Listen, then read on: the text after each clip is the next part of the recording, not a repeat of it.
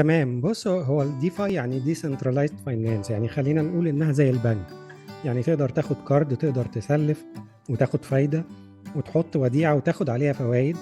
بس طبعا في فرق بين البانكينج سيستم وبين الديفاي، فخلينا نشوف الفروق دي بتبقى في ايه بالظبط. ماشي. اولا، الديفاي اكسسبل لاي حد، يعني ملوش اجراءات، مفيش روتين، على عكس البنك ان البنك لازم يبقى عارف عنك كل حاجة قبل ما تتعامل معاه.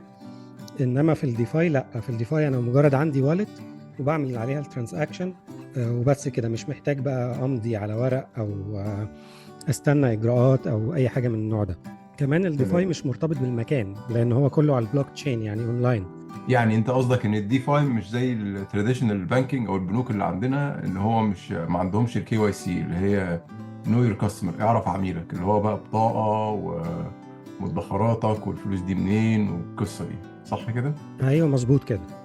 يعني انا مش محتاج حد، يعني مش محتاج حد يعرف انا مين عشان اتعامل مع الديسنترلايزد فاينانس، وبقدر اعمل عليها نفس المعاملات اللي ممكن اعملها مع اي بنك.